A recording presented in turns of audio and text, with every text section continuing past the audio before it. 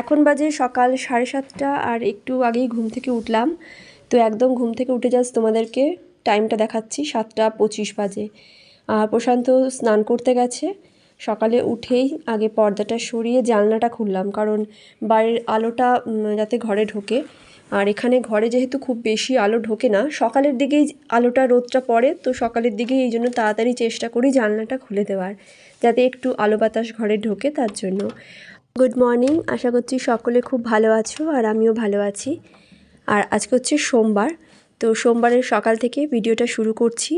চেষ্টা করব বিকেলের মধ্যে ভিডিওটা পারলে তোমাদেরকে শেয়ার করে দিতে, কারণ আমি একদিন পর অন্তর আর কি ভিডিও দেওয়ার চেষ্টা করছি।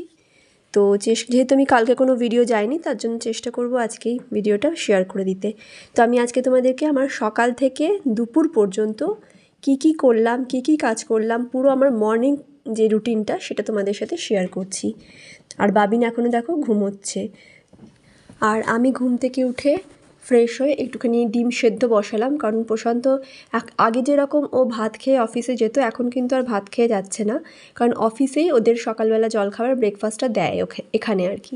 আগেও দিত ওখানে, তবে এখানে এখন ব্রেকফাস্ট সকালে জলখাবারটা দেয়, তার জন্য এখানে আর ঘর থেকে খেয়ে যায় না ভাত। আর ওর জন্য ডিম সেদ্ধ করলাম, ওর জন্য না, আমাদের তিনজনের জন্যই 3টে ডিম সেদ্ধ করলাম। আমন্ড, রাত্রেবেলা আমন্ড ভিজিয়েছিলাম, সেই আমন্ড, তারপরে ছোলা, বাদাম আর কিশমিশ, এগুলো রাত্রেবেলা ভিজিয়ে রাখছি। তো সেগুলো সমস্ত কিছু দিয়ে আমি এখন প্রশান্তকে দিয়ে দিলাম ওর ব্রেকফাস্ট। ও এটাই এখন খেয়ে অফিসে যাবে। তারপর অফিসে গিয়ে ওখানে রুটি হয়, পরোটা হয়, যেদিন যেরকম হয়, তো ব্রেকফাস্টটাও ওখানেই করে নেয়। তারপর এদিকের কাজ সেরে এখন আমি আজকে অনেক জামা কাপড় মেশিনে কেচেছি, তো সেগুলো আগে মেলে দিচ্ছি। আর এই মেশিনে কাচলে পরে তো জানোই যে একটা জামার সাথে আরেকটা জামা কীভাবে যে মানে পাক খেয়ে যায় না কি পেঁচিয়ে যায়, কি বলবো, দেখো যাতা অবস্থা হয়। তো সেগুলোকে টেনে বার করে সমস্ত জামা কাপড়গুলোকে মেলে দিলাম। আর আজকে অনেক জামা কাপড় কেচেছিলাম, কারণ গত দুদিনে আর কোনো জামা কাপড় কাচিনি। রোজ মেশিনটা চালানো হয় না, চালাই না আর কি। তো আমি একদিন দুদিন অন্তর মেশিন চালাচ্ছি। তো একদিনে মোটামুটি যা জামা কাপড়, যেহেতু মানে শীতকালের জন্য, ঠান্ডার জন্য একটু বেশি জামা কাপড় হয়, সোয়েটার, ফুল প্যান্ট এগুলো থাকে। তো মোটামুটি যতটা পারলাম সেগুলো মেশিনে কাচা হয়ে গেল। তো দেখতেই পাবে সমস্ত কিছু কাচা হয়ে যাওয়ার পরে এবার আমি বাবিনের দুধ গরম করছি। আর এর মধ্যে প্রশান্ত বেরিয়ে গেছে অফিসে, তো ও বেরিয়ে যাওয়ার পরে আমি এদিকে আবার বাবিনের দুধটা গরম করছি। এখন আমি বাবিনকে ডাকবো ঘুম থেকে ওঠার জন্য। আর এখন বাজে প্রায় 9:45 কি 9টা এরকমই হবে। তো আমি এদিকের হাতের কাজ কিছুটা শেষ করে তারপর ওকে ডাকি, যাতে আমার সুবিধে হয়। ওর জন্য দুধ গরম করলাম, আর আমি নিজের জন্য 1 কাপ চা করলাম। আমার জন্য ডিম সেদ্ধ ছিল, তো বাবিনের ডিমটা পরে দেবো ওকে, ডিম সেদ্ধ ওকে আগে দুধ দেওয়ার পরে ডিম দেবো। আর এটা আমি আমার নিজের জন্য আমন্ড, তারপরে চা, ডিম সেদ্ধ, বাদাম, কিশমিশ, এগুলোই আমি আমার জন্য বেড়ে নিয়েছি। এটা আমার সকালের জলখাবার। এরপর সকালের জলখাবার খাওয়ার পর বাবিনকেও দুধ দিয়ে দিয়েছি, ওর দুধ খাওয়া হয়ে গেছে। আর আমি এখন বিছানাটা ভালো করে গুছিয়ে নিচ্ছি। বিছানা মোটামুটি গুছিয়ে নিয়েছি। আর যে আলোটুকু দেখতে পাচ্ছ, তো সেটা দেখো আমি ঘরের দরজার জানলাটা একটু পাটটা খুলে রেখেছি, যাতে একটু আলো ঢোকে ঘরে, তার জন্য। যদিও আমি লাইট অন করে কাজ করছিলাম, কারণ খুব বেশি আলো হবে না, ক্যামেরাতে বোঝা যাবে। রান্নার যা লাগবে আজকে তা কেটে নিয়েছি। এখানে আলু ফুলকপি করব আজকে। আলু ফুলকপির তরকারির জন্য কেটেছি। মটরশুঁটি দিয়ে করব। ধনেপাতা দেবো, একটু ডালের ধনেপাতা দেবো, ফুলকপিতেও দেবো, তার জন্য ধনেপাতাটা বার করে নিয়েছি। এখানে পেঁয়াজ কুচিয়ে নিয়েছি আর টমেটো দেবো। তো কালকের মাংসটা একটু করা আছে, যেহেতু কালকে রবিবার ছিল, রবিবার মাংস করা ছিল। আর মাছ কালকে প্রশান্তর মতোই করেছিলাম। আর ফুলকপিটা না একটুখানি গরম জলে ভাপিয়ে নিলাম। এতে ফুলকপির যে একটা স্মেল থাকে, মানে গন্ধ থাকে, তো সেটা অনেকটা চলে যায়, আর ফুলকপিটা ভালো নরম হয়। তার জন্য ওটা গরম জলে একটু ভাপিয়ে নিলাম। আর এখানে ধনেপাতা দিয়ে রান্না করব, তার জন্য ধনেপাতা কিছুটা বার করে রাখছি, বার করে ওগুলোকে কুচিয়ে রাখবো।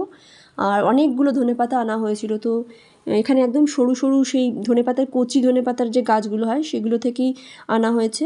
তো সেই জন্য ধনেপাতাটা কুচিয়ে নিচ্ছি। ধনেপাতা, টমেটো যা লাগবে, খুব বেশি রান্না তো করছি না, তো মোটামুটি যেটুকু করার জন্য, মানে ডাল আর ফুলকপিতে দেওয়ার মতো যেটুকু লাগবে সেটুকুই নিয়ে নিয়েছি। এখানে ধনেপাতা কুচিয়ে নিয়েছি, আর এদিকে টমেটোটাও কেটে নিয়েছি দেখো।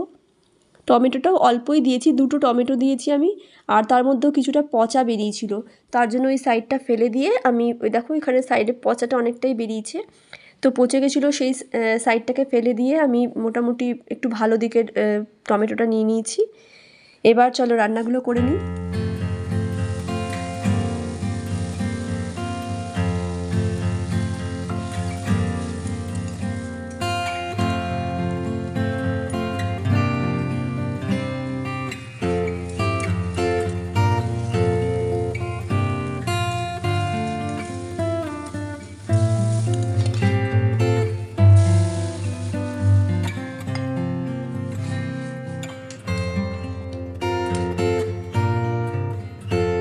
গরম জলে দেখো ফুলকপিটা ভাপানো হয়ে গেছে, একটু নুন দিয়ে দিয়েছিলাম, নুন দিয়ে গরম জলে ভাপিয়ে নিয়েছি।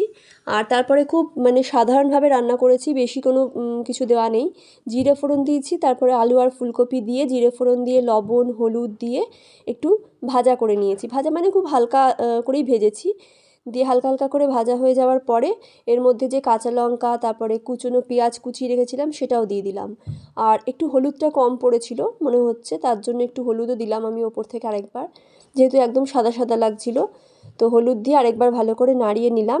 এরপর আস্তে আস্তে করে মানে যতটা ভাজা ভাজা হতে থাকবে তখন আমি আস্তে আস্তে করে টমেটো আর টমেটো দিলাম, তারপরে জিরে গুঁড়ো ধনে গুঁড়ো মানে যা যা লাগে আর কি সাধারণভাবে রান্না করার জন্য। খুব হালকা পাতলা রান্না করেছি কিন্তু ভালো হয়েছিল রান্নাটা। আর জিরে গুঁড়ো ধনে গুঁড়ো টমেটো মানে সমস্ত কিছু দিয়ে ভালো করে একটু কষিয়ে নিচ্ছি। আর এটা আমি ঢাকা চাপা দিয়ে করছিলাম যাতে রান্নাটা তাড়াতাড়ি হয়ে যায় আর বেশ ভালো সেদ্ধটা ভালো হয়, নরম ভালো হবে, কারণ এখন নতুন আলু, তো আলুগুলো নতুন হওয়ার জন্য না একটু মানে শক্ত শক্ত থাকে। তো এরপরে দেখো আমি একটু মটরশুঁটিও ছড়িয়ে দিয়েছি ওপর থেকে। মটরশুঁটি এখন শীতকালে মটরশুঁটি দিলে বেশ ভালোই লাগে সব রান্নাতে। এদিকে ডালটাও দেখো আমার হয়ে গেছে। ডাল রান্নার মধ্যে আমি দিয়েছিলাম টমেটো কুচি দিয়েছি, পেঁয়াজ কুচি, টমেটো কুচি আর ধনেপাতা দিয়েছি, মটরশুঁটি, এই সব কিছু দিয়ে করেছিলাম মুসুরির ডাল। আর এদিকে ফুলকপিটাও কষিয়ে নেওয়ার পরে গরম জল দিয়ে দিলাম, ব্যাস ফুলকপিটা একটু ফুটিয়ে নেব তাহলেই হয়ে যাবে। আর ওপর থেকে দিয়ে দিয়েছিলাম ধনেপাতা। তো শীতকালে কিন্তু বেশ ফুলকপি খেতেও ভাল লাগে, আর তো মানে শীত তো চলেই গেল ধরো, এরপরে আর মাসখানেক পর থেকে আর ফুলকপি খেতে অতটা ভালোও লাগবে না। তো যাই হোক, ফুলকপি তো এখন প্রায় মানে খাওয়ার যতটা পারবো খেয়ে নেওয়া যাবে আর কি। ফুটিয়ে নিয়েছি রান্নাটা, আর রান্না কমপ্লিট, এখন নামিয়ে নিচ্ছি।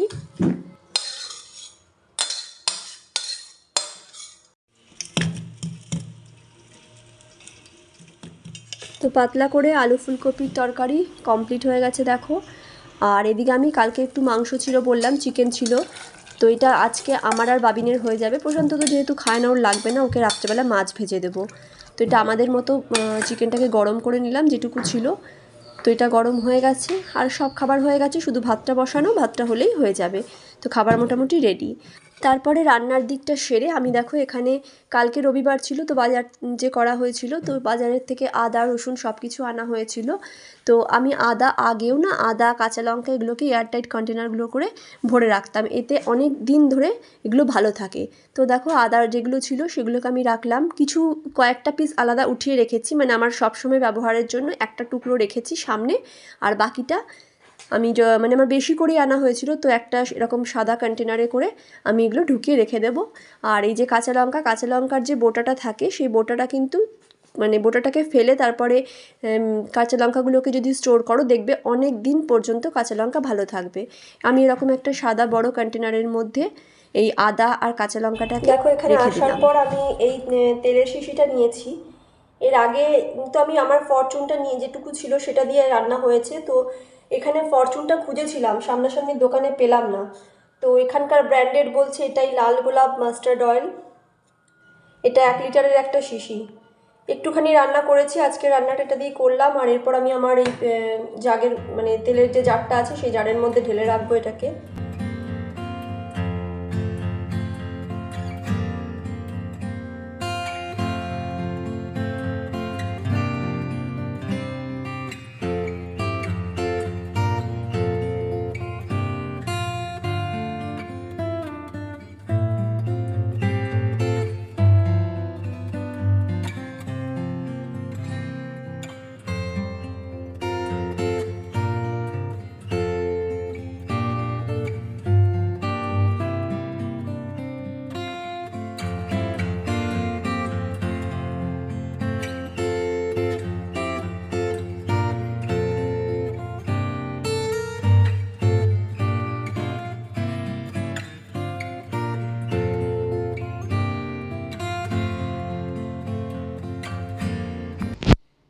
ঝুড়িতে র্যাকে যে বাসনগুলো ধোয়ার সেগুলো ধুয়ে মানে র্যাকে রেখেছি।